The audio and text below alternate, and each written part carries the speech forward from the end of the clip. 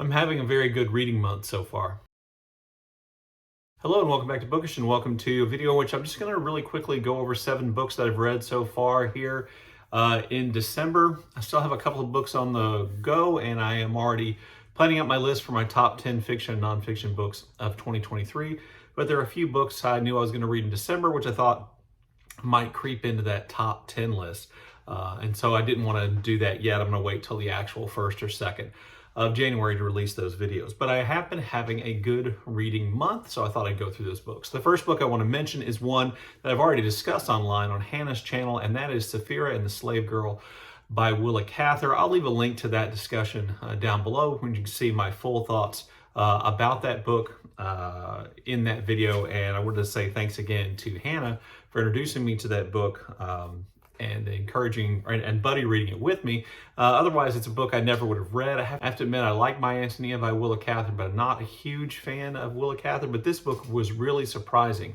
It surprised me a lot more in the direct way in which it addressed issues of slavery, particularly the sexual predation on female slaves carried out by white men related to the owners or the owners themselves. I thought was really excellently handled. And it's a far more complex and nuanced book than you might think based on the title. It's not the least bit sensationalist. And I think Sapphira and the Slave Girl kind of gives the impression that it might be, or that it might have ideas about slavery other than it does. Now, having said that, its ideas about slavery and race relations, I do think, are to a certain extent indicative of perhaps a somewhat liberal-minded person from the 1930s. But I did read that. The second book I actually listened to as an audiobook, and that was The Green Road by Anne Enright. This is the first Anne Enright novel I listened to, and I'd seen a discussion of, I think, The Wren, maybe it was on Scott at Gunpowder Fiction and Plots channel, when she discussed that book, and I couldn't get my hands on that book through my Libby app, so I just went with the only Anne Enright book I could get, which was the audio version of The Green Road.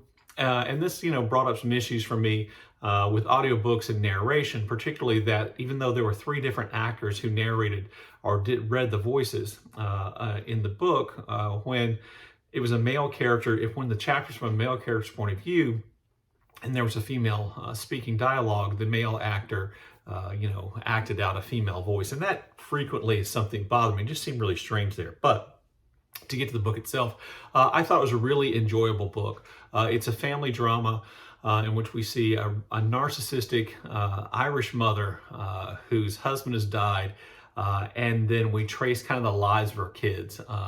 And her kids have very dramatic lives, all but one of which have been spent getting away from their mother. One of her sons wants to go in the priesthood, but eventually comes out as gay. One of her sons is involved in human rights work in Africa and other places and has a hard time with commitment. One of her daughters is an actress who was famous for a little while and now has kind of fallen into addiction and relationship problems and has a child. And her other daughter married a wealthy man locally and still lives in the area. And so a lot of the responsibility for taking care of the mother character falls on her. And there are dramatic incidents here. And I'll leave the kind of other plot points to you if you would choose to read the book. What I would say about the book, and one reason why I kind of wish I'd read it as a book, is the language in the book is beautiful. The descriptions of places and people, and in particular the dialogue, I thought rang incredibly true.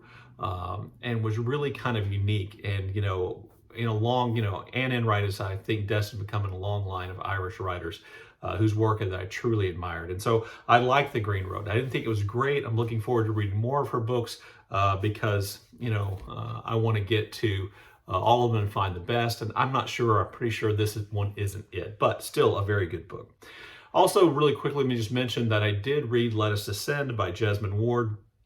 I have a whole review of this book, which I'll leave a link to at the end of this video.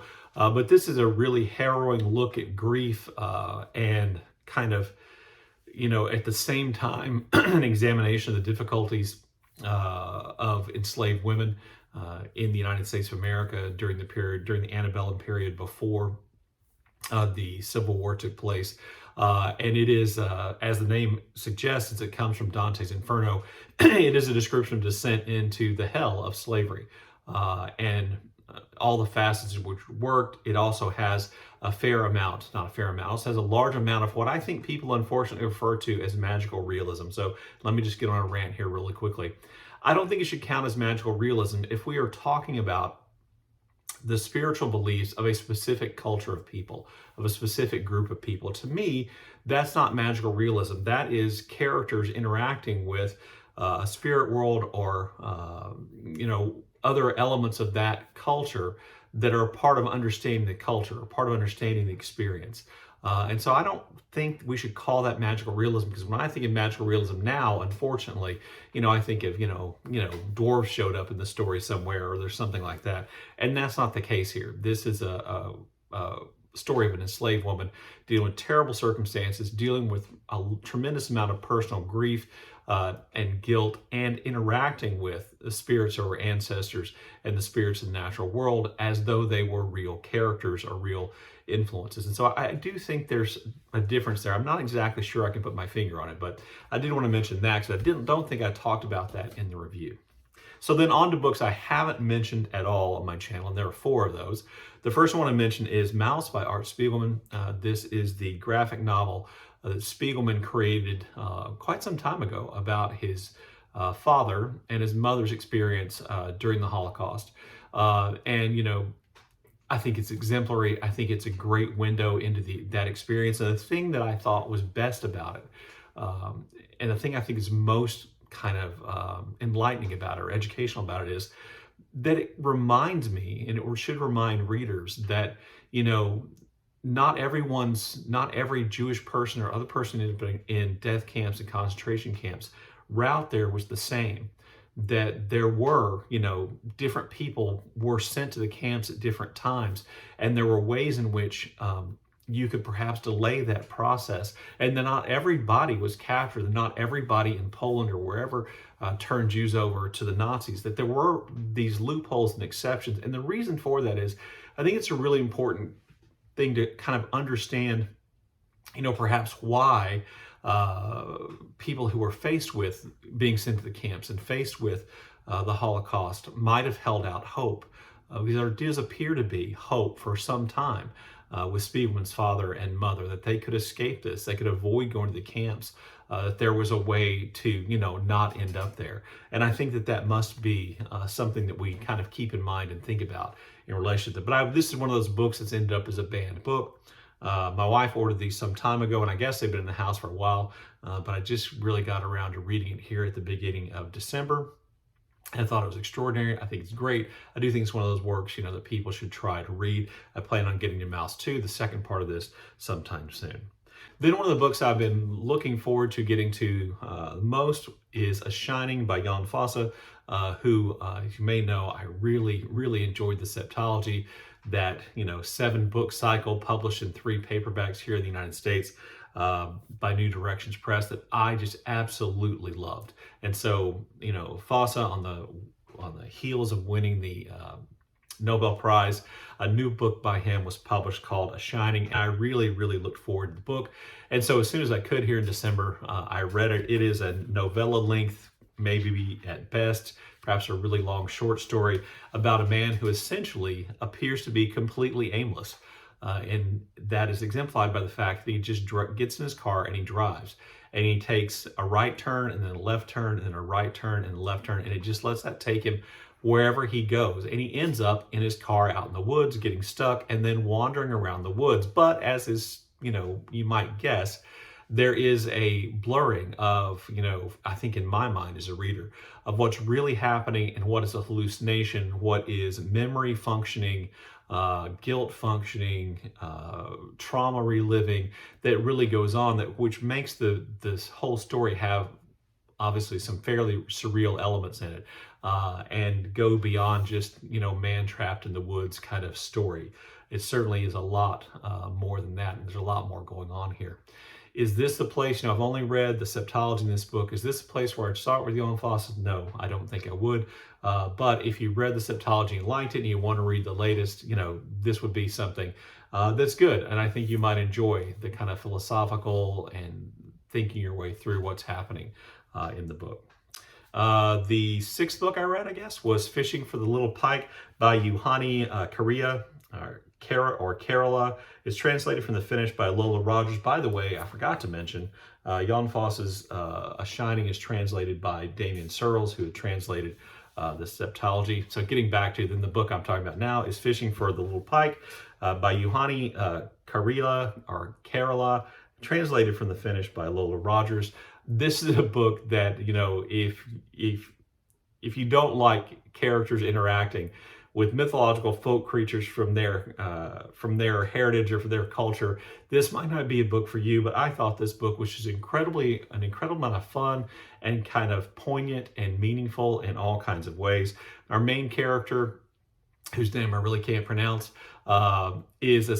lives in Finland. The whole book is set in Finland. Most of it is set in the Lapland region of Finland. And she leaves, you know, a city in Finland. And we learn early on that she's trying to, you know, essentially get away from the police, but she's going back to her home in Lapland, and she has a specific mission she has to accomplish there. And I think one of the most effective things the book does is it literally has every character who goes into Lapland has to go to this border guard station, you know, where there's a hut and there are two soldiers or policemen, and there's one of those, you know, boom things that goes up and down to let you in. And they ask questions about why she's going on her route up there. She thinks that everybody who's driving toward her coming from Lapland is basically telling her not to go. She gets there and she crosses this border into Lapland. And when she does, you know, what you and I think of as reality kind of ceases to exist. And, you know, even though there are, you know, real human characters that she interacts with, family members, friends, enemies, in this small town in our village in Lapland where she lives, there are also creatures, mythological, magical creatures, witchcraft, curses, all those kinds of things. And she is chased into Lapland by a police officer, a female police officer from the city where she is escaping from, and she's being chased because the policeman officer believes she has committed a serious crime. And so we see this kind of interaction. One of the greatest things I think about the book is just how matter-of-factly the magical creatures are introduced and how the characters just get along with them. One magical creature, you know, kind of adopts or attaches itself to the policewoman who's not from Lapland, unlike the main character, and just essentially spends all the time with her. And the police officer lady just kind of accepts it and just figures out how to deal with it. But at the heart of the story is really a story about love and regret and family and, you know, collective memory, and how it differs from person to person in a small village, how it differs within a relationship. And I thought it was really fun and at the same time kind of poignant and important as a personal exploration of guilt and how we sometimes torture ourselves with guilty feelings. I'm not sure that's exactly a clear description of the book, but then again, the book is not exactly easy to describe. And the last book I read was Wade in the Water by Nyani and Nkrumah. This is a book that I saw recommended on Scott at Gunpowder Fiction and Plots channel. It deals with race relations in the United States in the 60s and 80s. There are two characters, one white woman whose father is involved with racist acts of violence in the 1960s, centering around the Civil Rights Movement and one of the big events, the Civil Rights Movement, and then a young black girl around the age of 12 living in a small town in Mississippi, which is racially divided even in the 1980s, and coming to terms with who she is and her own parentage and her heritage, and dealing with father and abuse and neglect and poverty. And these two characters meet, and there are interchanges of information. There's conflict there. The white woman character whose father was involved in all these acts of racist violence in the 1960s comes to the small village where the black girl lives in an attempt perhaps to, you know, come to grips with her heritage, her father's racism and the racism that had been ingrained in her by her incredibly racist father. She believes she's overcome it. She's experienced personal tragedy. She believes she's overcome these things. And then really, I think what the book is most effective at is, you know, showing how this white woman really had not moved past what was ingrained in her, the racism that became that she, imbibed as a part of growing up with who and where she did. And even though she believes, and we, believe that she's trying to move beyond it, she's always making excuses. She's always trying to find a way in which the guilt of white people like her father can be lessened. And in the end, that leads to this conflict between her and the black girl in this community. That I found to be most effective. What I found to be less effective is, as the book goes on, it becomes not preachy, but teachy, in the sense that it's trying to teach us about civil rights movements, which, I certainly knew a lot about, and maybe not a lot of other people do, and therefore the teaching aspects near the end of the book would be better. But to me, it felt like it was repetitious. It was going over something I already knew. There are actually there's a certain amount of repetition that goes on. Sometimes you go, well, this, these characters already said this, and I think, maybe a little bit better editing could have made it tighter. And then the ending, I thought, was relatively easy to predict, and not necessarily something that I thought made sense. The very last chapter bothered me the most, made sense in the sense of, what had really happened to this girl in this community. But, a good book, very pacey. I found it really easy to read. The language is really accessible. The writing's really accessible. And so a good book. Look forward to your comments in the comment section below. And as always, thank you for watching.